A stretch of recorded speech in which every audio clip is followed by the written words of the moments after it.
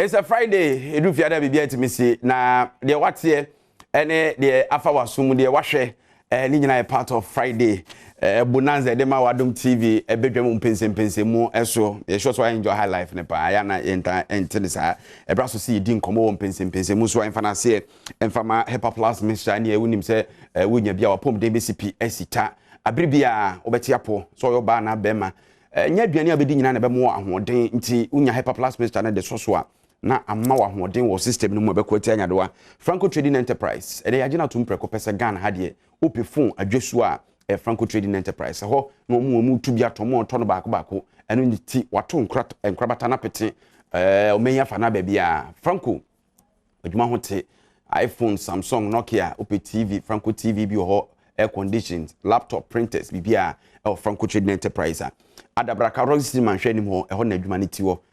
branches in the city Canada so pa obetimi download Franco Trading app crowd phone so na bibia oborum said we rush shop no no hu niam na prices out there be online many ko ye CD herbal capsules no e wo hono mo a ene se pa se open immune booster dia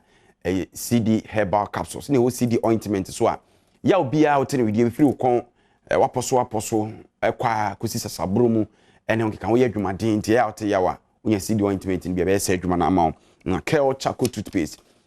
toothpaste aposin papa ye won kola de ye won pani de kola de no te se wo hwe flavor na kola no o twe ne sinyina no obo ne no wa hwe oni be ma so kola no di paste ni nyina so na ye ne sen ho adwuma kama wo pani so se be na bitima kan so nsem abonsire he no eye CD Kel Chaco toothpaste na wo se wo hwe na wo de atwitwi ose anapay ma me mfa na se ma CJ fashions a wo kuma se amekomo no na ahyamatade atade a hyami se mi sori gina ho a ka nkobonse nkramufo jalabia pa so dey sia pam no efe obi obehunu bia na ne fe fresh J 0268 505021 0268 505021 Ernest yaw kumi atranse na a member of the NPP communications team sisi make say ni abreden ni a wo suamra na obidimi nsem bia ma me won nsem bi ho no ma me twen no se ebe calling to bar sana sansem no mahwe ayi ho adwuma ehwe ni mu se Eric Adjei so no susu amra sa me lawyers to future lawyers e pesika na maso ma court ma ko kama sema amabe enes dread say nyame adominia e da twere bonyankopon ase se akoti aboko de Ampofo-Adjei nyame ni edi ni ye all right na nyame ni edi ni ye de na ade a chen de na otwede ampone wo se eda na ase na wabisa akwati asin so de mame nchia ye nuanom ahwe afi akwati ane ne mpatem enkenkan ne me constituency chairman nse betena bia na mchia akwati afo bia esese mechia ne sonko esanse onunko ani constituency chairman or Eastern Regional OD for the past 20 years solid NPP 20 years yeah obesa akobiem ne term OD and then actually 20 years as constituency chairman ye joke. So okay, we need anu ye. Okay. And a choice and a modern boss any. Okay. And I'm very impressed with the way I manage constituency in the party. Michiano na machia your party in penny for constituency me menchia party regional executives, national executives. I want to say for some time now no party ni shishe ye polling station executives, ye coordinators, ye constituency executives, ye do regional executives and so near Yamincha they largely no is been successful. I bet ni pebi no more come akumienu bi baby infractions aba. Oko school kwa na engineering I chose a machine crampo 10% failure rate. So me wa. Yeah, there's a percentage of failure rate in every and two nyani nyina pepe. They human institution. They are human institution. Baby old man be differ. Baby seem talk kakra ni ade beba no it's about managing it. Baby old man clearly man for Phyllis as e sisi wo mo ye chim wo mo nsa no na ya na e. Oh debi. E wo mo sa, baby a Phyllis say ye si wo ye chim nsa no. Ye ya man ko no ye show over the period say ya manyoku a ye de mra ye djuma. Use the lay down processes and me sure say whatever grievances I want you be address yama me nka say sisi obi da ana me ka say me hu so say sisi obi clearly say me nka wan sama na me boa eti bebi a osusu say ye ni wendi ni ye no fa kwampa so na fa asem ne koda mpanifo saa so na me de bia me ka say mpanifo e make sure say bebi bia a osusu say oye hu say bia sisi ba no ye ma pepepe yo enye juma ya na nipa ni nyina anya omu nyina no ma no du dwam wo ya kumi otue ise wo be mamu ti obibi hawa o kan obenya asom ye tie mpanifo se o hyepetia na o kire bu na ye hwe wo no o kan na no nwom tie mfa na asem nya asem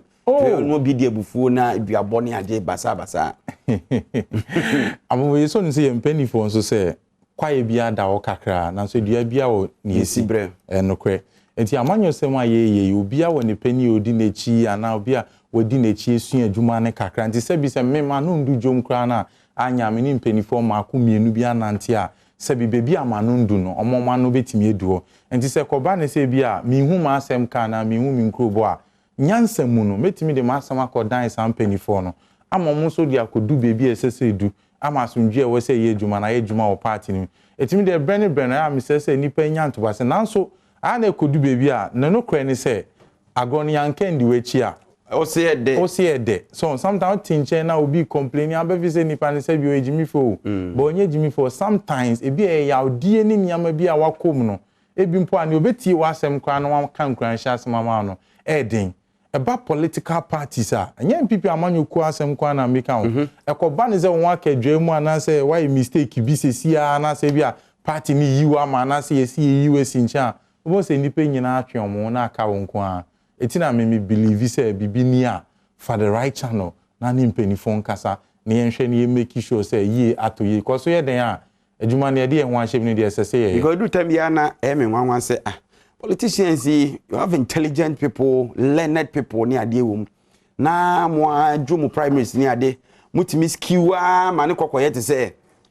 we ene ne nkrofo. Meanwhile onim say we ne nkrofo no so nkwan ntime we ni election. Debi eden a obewia obehia nipa aka no. No kwen say ekodu me bia na abeye personal interest. Yen politicians no obi sana me kan say kwaye ne de ebetimi ada ho kakra o badua no ebia o ni esi eti ni sibre no me ne me mfafo ne me namfofo yo group a bia ye join so atias ana wo call elections so a elections sani eto classroom ni eto sorry dey mo ni eto hinfa o entimi nkoba sa abo draw da sani eti bia nipa baako ene bedi nkunim na yen ebibifo sometimes ko do me bi say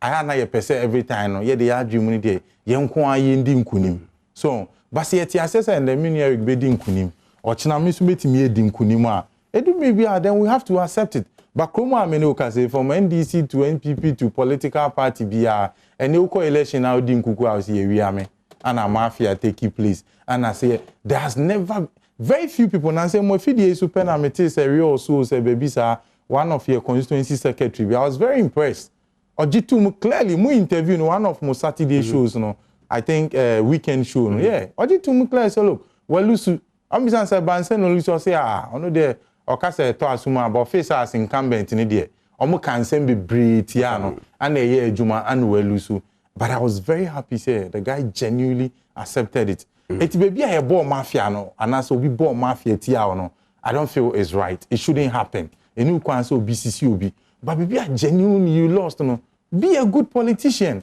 accept it go back respect it and what transfer so na metungum but sometimes yeah manufo now e between try and name say oh na ya can forget this or change so be for election so kan ho hweka wa bone ade na so on say be do achi abra mama kakwa ba Eric boko de nyame adom na nso na onyama me dia se mi tuku mi ani say mi piska krego na musu amra ni wi a masoma mo court mako kama se mama me o ansempa me won sem bi go ba me dey try mo mrante na mo ba asa o boban ndo pe binka o it me pe binka o na mo se na o to papa nyom no ba ye ne kakra ono anga so be yi ase ane papa nyom kwa na o to na no be bo na ka mento hanyom what is that to be more say me to copyright we are we dey me nya o papa na bo emre dane on time changes yes okay say na ye lecture bi try dey o class na o ko papa dey we say oba na be try dey time no e be so time no so e kwa na e pese o twa so no oko na exam se ba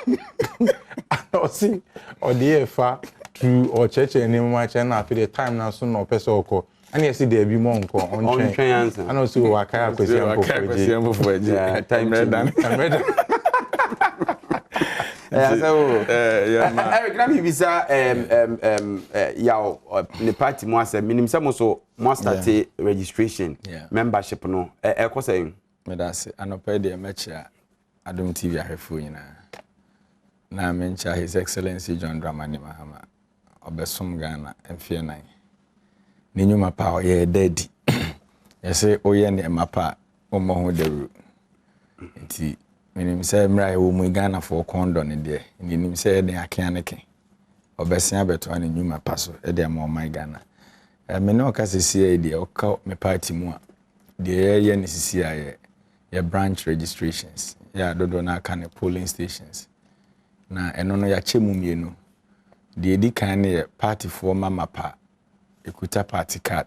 ya ISPI nti omo na start ya omo register of various constituencies ne polling stations nti the views omo renew membership that is it but mo issue new cards no by June and the best start I issue new cards nti more test your messages, especially social media handles, be say more per card no.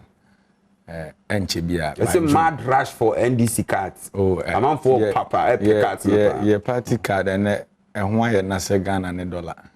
And easy. Ghana ne dollar. Yeah, say ne dollar kwa twe. Ghana. Nti nipa dodo na na pay party card. Na dey fe kwa. I no chese am for afem wana. Omo kon no do enye fe. Utimi fe obi na okondo. Ba se okondo ade a me hu ba bi aka kọ na ye o na ye wo na obusa me hu ba bi aka kọ na ye nti illustration na person ye mo a modwen Ghana ho a mo ni so ade hu ne se bebo Ghana nsa ase ho ban de ye wa japade a busia ba konfa no ye party cards no ye register kwaji bi na jise boni bi obi beteki bi an ye ba be famra kwan so ama Ghana for I enjoy the Ghana no mom. All right, but before that minim say encounter topic no, but let me touch on it. Assembly is your region in Kranzan. Yeah, but part of your issues are near PCF and can listen. But all the memo time now, what can one say? A young boy in this one, sir. Me shall see if we are now. Deputy Minister for Foreign Affairs, as some more there to drag Coquan Pretrums up with the Miami Chromo MP. Say, NPP will lose miserably if elections are held today. Minim say, oh. We share the same view. No one near adwin say ne ye to aba mbelu su poto. That's the word they use here, poto. All right, Ampofo-Adjei encha ahwefobium. Na opening no meneno entimi nya adwin. Ana say menene ya adwin o menene nya adwin so a it doesn't really matter. Ene ya mene o ka say ye nto aba. But a sense of fact say nipa bia no wa bebu nkompon ahwe wachi. Ahwe say bia sana wucha no wachi achia na. Enti me sure say sa introspection and all as a politician media meji to say o two party for efo na a party gathering and all kasa na nipa bia so so kasa obedwemo so hwe bibia ogina ne asem we be fiwa no ebeba by nei no aba finfidi aba no and then reporters no e wo bibia nti wo even though any party for kasa no I will say hu ekwan abefa so obeka no I'm sure say this is just a minute part of the statement. In the larger scheme of things, no shen komodie bi odi wo na dodo na be ye futu eni nkranhye a ode ma party for. Esan say ebi odo ne party and say ne nhihye mu no pese oboa e ma ne party etimi di nkunim 2024 ebe. Ye party ne ye nisu ade hu ba kwa ade si eni so ne say 2024 abatwa ye be komun. Enam the 8-year cycle da ho ne say abian bi aba no be di 8 years eno na nei ama enipa bi etiminya enida so say o say NPP aban be di 8 years na automatically na che say as a succession plan omo ba be di aban mu no da bi enye ne sa ho esese ye adwumaden etimi boa na sa 8-year cycle na etimi breaki esanse ye gidie ni say NPP aban ni tena aban mu cha ana Ghana man etimi koso eti say NPP aban ni timinya akonya etoa so after this 8 years na eno na Ghana betimi etumpon akonanim eno na mpuntu nyuma betimi aba oman eno na nhihye pa betimi aye adwuma e wo man eno na otu party for na okache party for say ene no o hwe sana oman no muti a enema mu ayeden na saa enema mu a ayeden nso no enye obia nhihye ana so obi make no eye wiase afa na nyina nhihye ne ade a emu ayeden But the truth of the matter is say the ordinary person, I am penny for baby say the okomjiane dem me. Enti the ordinary person dey do hwehwa ne say ahotobeba na brabom. Do hwehwa ne atiye e wo na brabom. Enti say wo ye party a ne wo aban mu. Na wo nsusuye ne wadwempem no pese oboa maga na man ekọ nanim a. O pese wa aban ne timi nya akwanya etimi boa na mutimi toa so eye niama papa. Na wo say wutimi share the impact. Ene no sa situation e wo man nim. Na utimi share wo party for nkran na mutimi ye adwuma sonko na timi aboa ama mo adi nkunim. Etimi me face say ene ono na asem a okokan say if elections are held today no or share the times of today.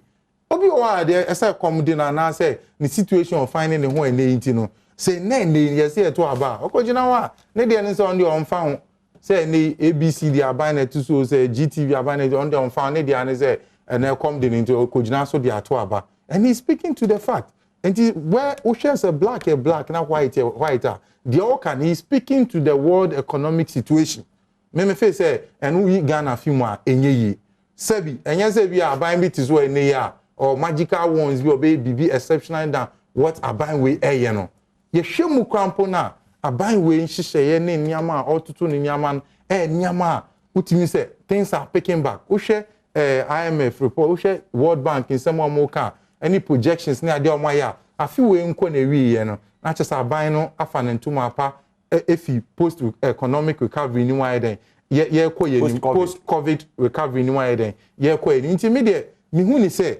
we nyina ye nsem a ye kan de ahye ye party for nkran even though ebia baby ogina kan asem no we be ka say oh he shouldn't have said that there no me I feel say he was painting the reality to our people say aka mfie mienu ewe yanim yenye dwumaden ne kodi onum a ye hia introduction ene no akwa say ye nuanu NDC 40 opposition to all of us ade mu nyina be nyansafo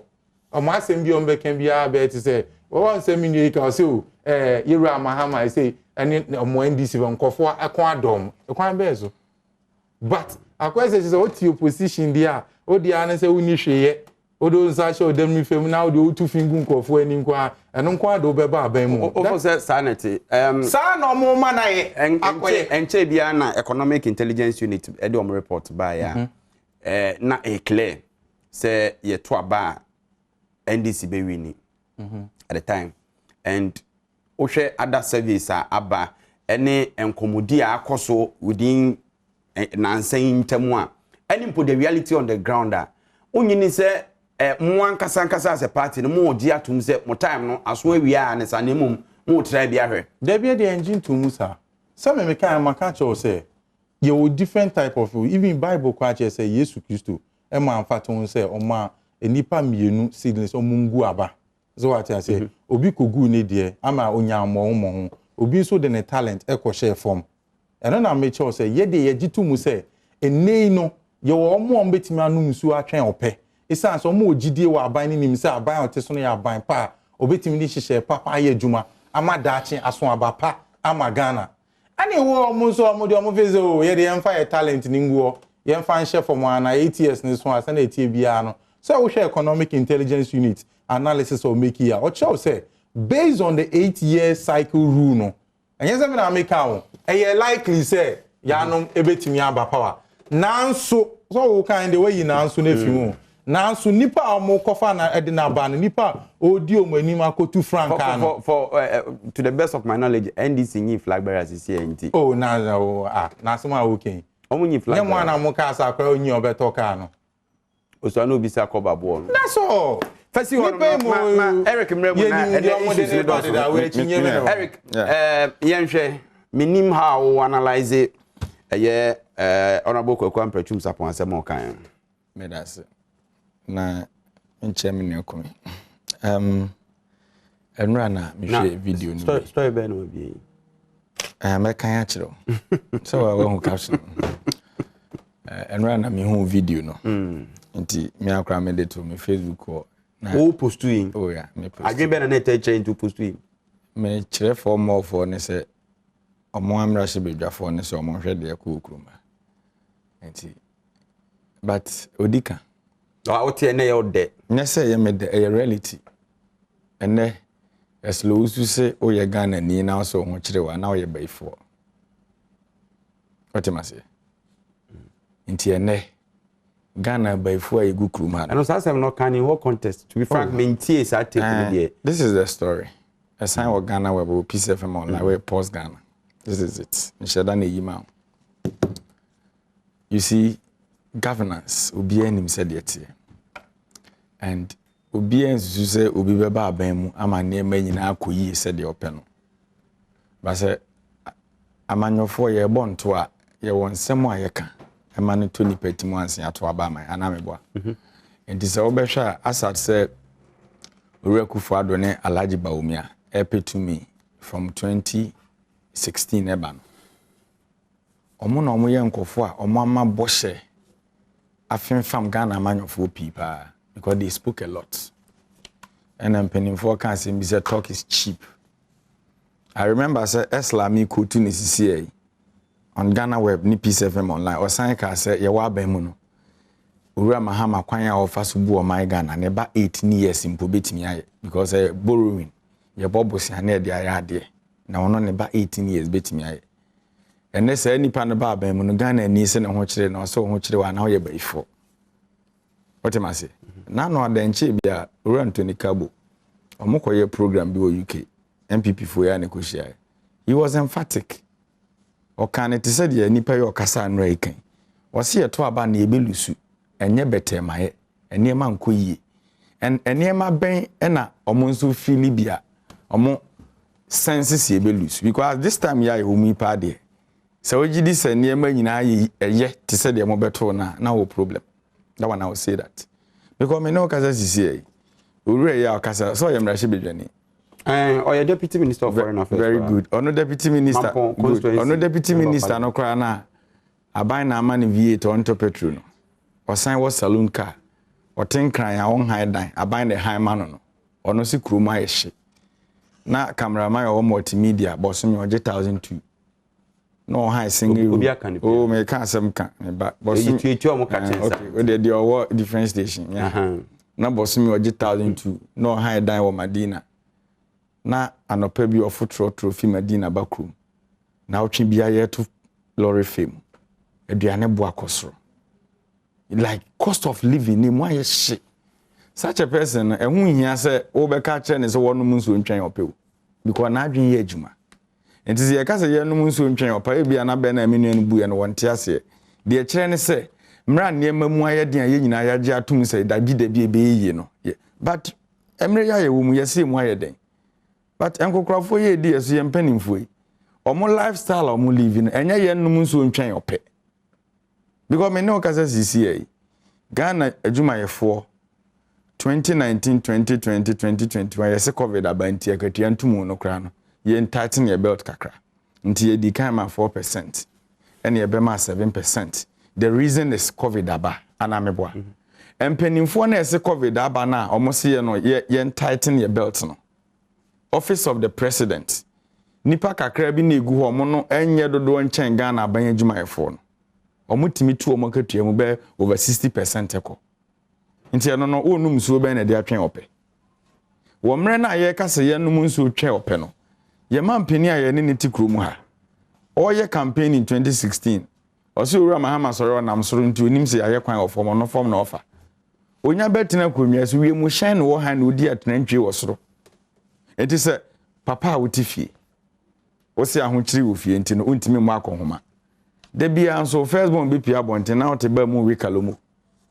Okọ wikalomo no ba na wabeka kiro yire se ne de ye ntimi mu akohoma nti na kalomo miti bia. Yes. Se mwenye obi anenim kalomo. Kalomo ni se wako empusu ya no anam wo bam. Ya de makwa apete ho. Na wakọ bi enti papa na otifie o se ontimi mo ne yira akohoma da de no enti banche ne bode ne ye nwo ni fufuo ye ni tuku unim tuku bono kasa mu akire se enkwan a enam ni ba sa papa ni pia 1 2 3 4 before the house no ye wo VC10 sport bi she ho omo ya akrantie odwan adoane apese obekwana chef awe akrantie be 4 no betene fia ne ma ne di tuku na no wasan complain se ne mamunye nti gidi se dakro ne yiri kopie ne so wo baby o twa nanum na asem obeka ne bi obegina di David sabi na tisi aban na yete ho no because omo ye bia how they live at large they live big and if you are living bigger you can't tell me say at the end of the day no ye no nso ntwa ope because nsutomre mu ne away na mu di de na ukodua pese bro won nsutomre na enye ya mebe na ukodua oman no nokure ni emu ayedin ewiase ayedin but ye mpanimfo ni living into we shouldn't accept that we shouldn't accept it Ghana COVID-19 Akufo-Adjei te ya no je captain ban we are seeing ourselves on the reso and wonam no sresre sika yenyan in the name of COVID was around 32 billion the bia yeka African countries no de onya se sika ni bi no omon kan kire ye na COVID ba ya yare aye mpese yete ye de ho to aba yetua ne COVID-19 levy yare busudi aye mpese yete no mampani je yare ho to nti yenye wanwa yare fufuro bi asan crop up bi obefa so age yeto nti se esi ba ne pen so a obeji HIV levy meba was an explanation let me tell anameboa a sound esi am obi pen so a sound Africa me say Africa countries we dey TM ye PS no me say ye PS no other countries Burkina Mali Cote d'Ivoire ni ade hwan na eje COVID levy Obia won peculiar message asem na ho kan me owura Akufo-Adjei na wo position a da bia na ode compare ni na Ivory Coast no asa time na ode compare the Ivory Coast no na me krom ma me fo na omokofa mo wo Ivory Coast e de ba Ghana no so per 1 million CFA no the 6,000 Ghana cedis and this is 1 million CFA and the sama me no e per 1 million CFA or the 12,000 Ghana cedis 120 million enti say nipa no je say owura Akufo-Adjei mo koka kire ne say Ghana ahe de anse wahu asembe na kan enti ma me na obodokono e wo adabraka ba bia mitadi dokono no ayi old Kasapa FM opsito no time owura Akufo-Adjei ye campaign 2016 na ose dokono 1 CD ne boy den no ye ne ma me ne bo ne 3 CD no nipa na na odi ne 1 CD 2016 na odi ne 3 CD no o pese o chese no na adwen ye adwuma maza eto da be in the shoes of omo from no because these people are living at large and yeah na dey me ya say me I keep saying me upbringing where I started from tem bia me kwa mani wo machi because me nim say Adom dodo na ewe chire na hwew enti se onya akwanya foro soro na se policy ne de ba wo de policy e benya mfaso pa ama onkofo na de beba o me ne okaza sisi Ghana ni be na enim se age yi levi atutu bottom to ya age hwan na nya awe obi ayawe I have a colleague they be me the cite example or a cashew merchant or send 300,000 akọ constituency me hono which is 3 billion old Ghana cedis. Yes, yes, sending the 3 trenches. First trench, you're 10,200, 12 million. Nanya kronoa. Ubi akwaje besia o banka. And then unemployment rate ajo mana for the co criti. Bibiama mebunanya biaya no. Connection man for aban. What's the matter? What do you mean? Me de manusi form no. EIE report. Mini ana kanye. Factors are mujina so ka so mbe lose election. Ba ko ye ketase shene proye. Almost in 2016. Ade ba ko a ema NPP aban ho ya akono anso mo ba aban mu ye kwan yo mo fa so ka so mo be ko ketase hye ne prayer and it's obvious omo champion ye be office of the special prosecutor no resign ye no matem do say Owura Akufo-Adjei o ka ketase hye mu a o ye ketase hye mu primary owo sa no tre mother serpent of corruption de no be ko corruption no o se de o man appointment no e mother serpent of corruption no resign. And me no kasa sisi PPA boss na Owura Akufo-Adjei man adwuma na account balance 53 Ghana cedis no 53 million there be me ba me chiro na account there na okay your man appointments account no 53 Ghana cedis 100 Ghana within 2 to 3 years no it's 53 million Ghana cedis na dem asem no ba ya ye kan ye nwie ye mpo ya no ma freezing account no won't say 2 days ago wa fa chire yisika na e account no ina won't Obasa no de wo de me ba ebie me ba wo ye mranim ni unim se me ye mranim ni afi na mi shamra unim se ye freeze obi account na o time wo de me ba onanu unim se o time limit se ebie omo investigate na nkwa ko siki additional time sa case ni ya kan wi ye kan wi Mema menko by first landing by first landing o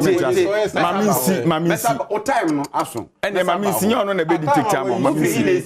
me see from no see EIU report omo kan unemployment rate and Ghana decade nie ye nam 13.4% e bin see unprecedented e biem omo sign kan insecurity ene eti krom ha bambofo e wo so omo boy ho ba na ehu omo ayesuro omo hwede asi wo me krom. So those are the factors mate EIU kan so kumi ye nhwe de wo kan na ye ba chemota forest issue ne so Ampofo-Adjei medical aka sem bia che say ene no ye nuanom no omadwe omo say the fact that the opposition ni ntino say bia sem bia be fi wanu beba bia no ento asum kra na che say nyansasem all because with the opposition you all know responsibility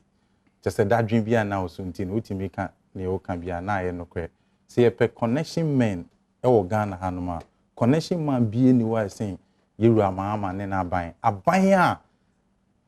Omampeni odi sa aban n'enim kra no onkoto flight keke plane embre Ghana man kra no mukoti ichobu. That is the government. They are saying okay. That's an American government official want it. Ambededi. Ana service yes ye nim nyansa kwa se body eto ahye ye nim sa aben.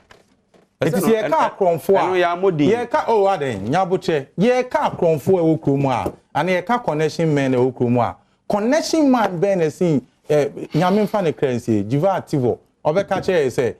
omonto abama NDC for because omonto abama NDC for 2016 near ba power oni fifi kwete ombeko jail me na me kan connection man ben na see omo say yem branded basket kempo so wan hia omo je enti ene ukoti na opposition to abe nyansafo all of a sudden ama wo no edua kese na da wani so no hu ketwa na do bi the wait be hu e be ye film eti say ye bi betra na obeka je o say all of us and the first one muti opposition mu nyansafo na cancel na catch sapiti na February na esi na e che say ana yare ni elevia sa yare aye kehwe okonfo kwa de ne bu be o say yare etu obi mo fa ebo sebi e de paper na to no say to wa anu na Ghana o so mutimi kan sama na mo aka je so Ghana for the refie we so refie na we fa enye nyina na refie ni wo yesu sa yare o kan wan asemi a o say yakofa covid levy aban aka bia nka to wo no mo wa be ma nke nyina yawu eti the fact that you opposition na sudie bia na o so no enje zo ba na obeke cancel na what we gu ma na o say lifestyle ben na say kododu asare ni na pamfo e ko Brazil e ko to kube ni ade $100 ni $200 lifestyle ben na since oman ni tete pansam ya to the extent say mo ankasa no mo hu boto ana mo de crash him at that time figure by almost 50 no bukra the bank e wo commission anim omo chese nya no kre $50 me ante $100 dia no na unim nipa odi omo anim koye errands ahi na no mutua no ko kire mi krom bobo ya ko kire mu krom say aha na obenya nya ado ani ko bi ni ade ato na say no mutua no ko check commission report enti wo betina opposition na anu ya no wa nyansafo your lifestyle is better. Debi America san futuro no peso mutugu nkofo eni say the new NDC say ana omomo ye nyansa na omo hu nyansa bia na som ko chevia say ye mom akwanya mu be bibi so ho e nada adanko dada adwe the same thing no mo kotina opposition 2000 honom no omo ba 2000 atamils and the new NDC we are not giving them that chance. There's no new NDC anywhere. There's nothing. Unfortunately, you know, I have na defense so enunti ato abama mu na mo ababem. That is a baseless defense and you can say obi ko atena baby. But it's not about the NDC it's about who more wabem. Yes, and I'm just saying your modern bona ye bo wabem no. I don't hear about me representation kan no. Enye kra na te say yanom de it is an absolute truth. But judgment in Ghana for na be judgment. Good, so let them judge. It is a yankan asama wan e be kan asama. It's a no betina ya all of a sudden. All can just say, and I hear a kufa de to kind of friend phone California idea all can. Aqua so when you do what tennis age no. Mimene serving yes ye. But the truth of the matter is that see compare records now. We more opposition, the same lifestyle some are okay. This where the people are President Kufo otu kwan baako na okuje to ablakwa ne mfefo o makofa pen no match one te se ne minya Eric yi no ma mark ato ewi echi omu ye table de be chair say President Kufuor kwan 100 and something times Yera mails ne Mahama bedi aban so pe sa nyansa na irai obi entinya antena se antabulate biem mails de were 2 kwan baako Mahama 2 kwan mienu eno de omo entinya ankan sa nyansa ne nyina irai. That is why I'm telling you say the fact say okoti na opposition no eno nche se fa onsa hye udemri fem ne betu mfutro bu nkofo ani ne be kan say o maami tifie na obre ana wona na o tie kura se de nyambo church ye be kwa achimota forest say it is ye ka in some way hwemi say ana yare ba na Yere Akufo-Adjei no champion. It is a statement of fact say we are sia fa na nyina agitumu say Yere Akufo-Adjei was one of the best managers of COVID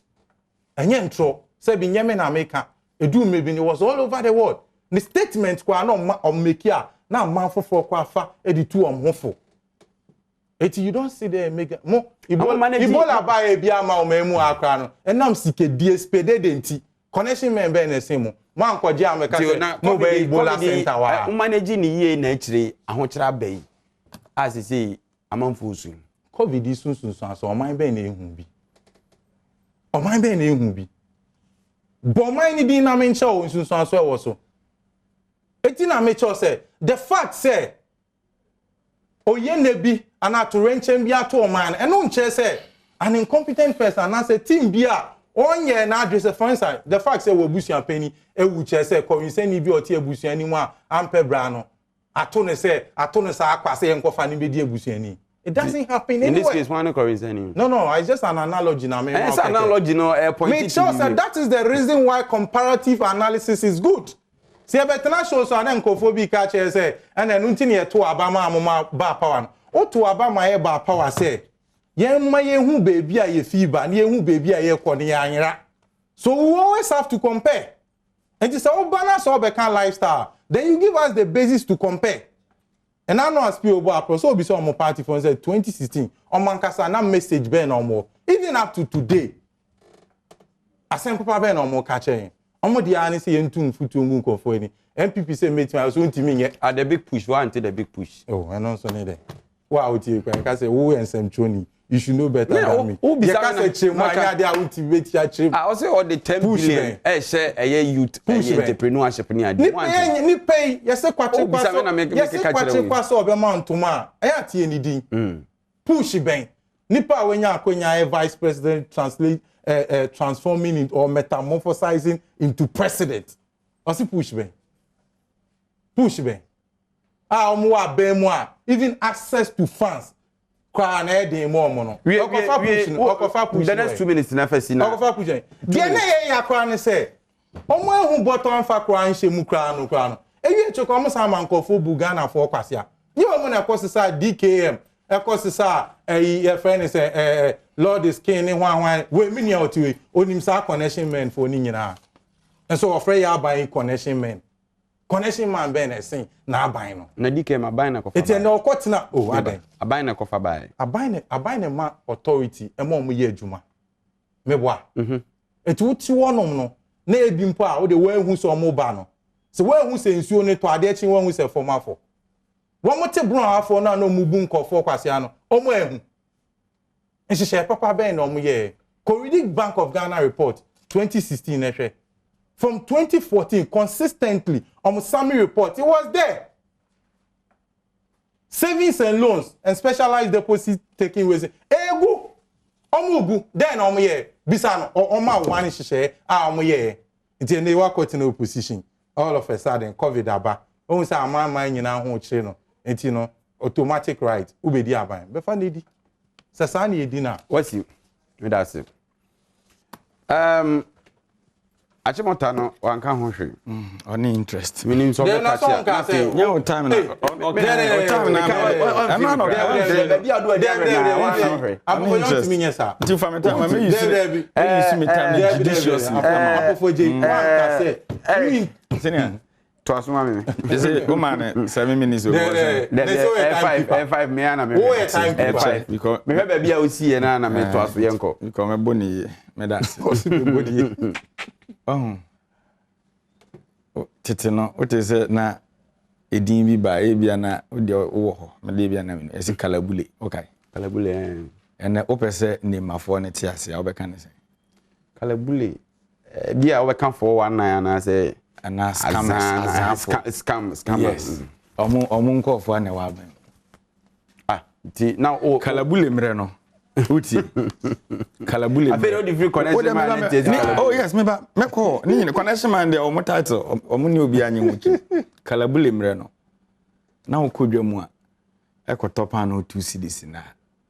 ade enchi na do 4 cedis okọ filling station koto petrol na ye 20 cedis a ade enchi na do 35 ene sa kalabule no na urakufu ado de aba na de na de kalabule eba de kalabule ne ba leadership no omusuni omoba ne kwan omofaso live they live on concern ene otie ka kire me se ura mahamati akonwa so yesoma ne so onkoto aeroplane e ho sensem e ba you see ewo amamuomu no ye frade bi transition so obi be di aban so na wokwa na aban foforo ba ye nhihye no bone ne papa ye nyina no ye di ja aban a oba enti transition na ye anda uru akufu ado ne uru amahama ntemu no ade bia ne ya na omususu se enye no omo ba omo wo ho akwanya se omo de famra kwan so enti se obetena ha and I'm correct good obetena ha na those political jargons and some amoka gidi to me no ugusu san repeat ya Ghana for more discerning me kai say airbus issue by look at how they spoke in this country after say the final judgment ne ba ya omusi obi anyehwe no so mo jaika enti say me nua kumi enim say ya ade bi anya osuamra nye radio so na chante no prosecutors our door is open that is it and no one is about the law. Bibi omo a law court is a better place. That is it. But say you know better. Say me no kasa me no kasa sisi. Me unim sa de. No, it goes through the rules of justice good slowly. Until you know until must start na. No, but that also doesn't prevent you from money flow. The me person because say about money flow. Me no, the person what you say na say. Wo aban mu kasa no. O kasa measure o kasa no. Because o kan kasa bi na gi to me ana me boa o ka kire Ghana for say ye tisika so e kom de enne ye nte bomb so ye gusu tisika so ba e kom e didi en eno sa asem no gi tum se ye tisika so na say ye tisika so ye sika so ne ye te ye se ye di sika te so no kwa ye japade no eja bone papa otifie amanfo wuje japade no o de wadi nemafo sika ye se ye kodi dache sika. That is the government of the day. Because ready omoye ya minua kumi neni aje ne ma omo fefe japade anka ye nara ya sasini e ya boden dem sa anwum na ye to ya da so te ya sasine so no sa nkofo kakra ya efie ba kumfo yo maje o man na boso ene Ghana koku ye de akosi awa ye de kwaje besia o China okay koku proceed was it $600 million ene Ghana Investment Infrastructure Fund ye de akosi awa for almost 20 years. And the energy sector levy, ESLA, ye de siawa for almost over 20 years. And then me say get fund, ye de 60% of get fund proceed, siawa be 15 years. And then ye good year chef form, and kofona siya kwa dajuna hon say, ye de kusiawa, abba. Uba we di name afosi kanu, kakra na abetosun, what ye besian so chen aban BF kwa men kroma pensoba. Enti udi name afodi anywhere no. Nti na ase me kan kokrafo nti ase because say 30 years na omode Japade ni sisi awo no na ado ti ase na ya adom bi na adom no say 30 years no de come mfie ho e bia fe na me 60 something years it could be say na me wa life e bia na fe na me ba e 10 years nti say wo ye jabone na nhihye bone na wo hyehye to ma ho a na ogidi se sa na ye papa kofo ye ya nka e benya sika bu o man no ye papa rolling sa na ye ya nka kofo benya sika bu o man no. If you're a leader, you leave a proper legacy. Yeah, me no kaza sisi. Anu bi na ye tiesi Achimota Forest kakra bi. Forest dahwa tumene oba Greater Accra petemu ha. Enne ye forest a eboa ye kakra eno anu no. Yet just 3 months ago, NPP for years so nipa be 300 omo ko Russia say climate change. Omo ko he green den de keka ho. Omanya and where buginapo. Yet be 12 million Ghana cedis edua nua because omo si ye hia nua. saa o man no kwa ebritu eda ho enua wo mu a yenya mframa pa home a e ma ye mfaso no anyansafo be chafa nti saa na hu no say na adwen because ohwe the kasi anyansafo be chafa Dabi ohwe the history of it abusuan ya ode ne petition koma oru akofo in 2006 ono ye ba o mo sign another petition by nhihye wo say ne o mo ye nyina ya ye na onim say mra mu no say asase da ba bi na aban say wo botaa bi say o pese ode ye bibi mo man na that compulsory acquisition it take place ba o ye dan oni abusuan be den e be kasa nti abusuan ne be ka kire Ghana for through your president then oru akofo penso say asase na ye je ne somewhere 1927 na ye colonial masters ne na wo ho no ya ma ye hwe nti munye bibi mai na ye mre oru akofo akasa opese obeye ho central business city se den omo be develop e na emre mu no de nti a wo se woje asase no se o sesa na asase ru na o de ma wo no just good na omo so sa de amoma ye some portions of the land nti wo hwe the previous memorandum na omo sign na and oru akofo penso no no omo pebe over 200 and something acres ye ba na ne omo tena ase na ye nhihye nti in 2013 2014 no na ye de ba 118 acres enkofo e ba yi obi amfa enkofo ben connection man for NPP for obi amfa petition mrel say asase na ya drop ya ba 118 acres no iso amaye nti mo me ye bi nka ho nti mo executive instruments na makọ pass no mo di over 200 acres asen akọhye mu a ni nyina ekọ in the name of no family ne time na so we di omo de aka ho no over 1000 plots of land asem ne eka no nti mo amoba ye ya atomic energy nsa asen nyina asa atom water forest nti enye wanwa se owura kufu Adom fi so me ba ya o kasa ya na don family ni time na so o man the time o kasa na ma ye din wan se me kasa o eya me ha when you respect me so say intimidation from no mercy from mamisi from no intimidation from Ampofo-Adjei mo ye classmate mo ba ha me nim ni me say by first land me say Jama me fama no si for seconds Ampofo-Adjei de me ka de asi ni se ensase e wo kuruma nyina nkofo no fa enti nananom e wa sentimentam tafo asi ya asase ne so pa mo ho ban and I'm more greater Accra because they can easily go for that. Mama mo ye nuanu no kwen na omonka on say oh ye nuanu no kwen na omonka on so tie no abo fund we omo de akosia wo a Ghana investment fund or kan wan say obi an fancy awa na promo mo de fund say sia wo okuma kese a NDC for aban road fund means yes so I mean we catch us the fact Mr. Sisu Amanati the fact say we got in opposition no na wo yare refie no no nche say aka no Ghana for no ye yare refie ye nim ye ka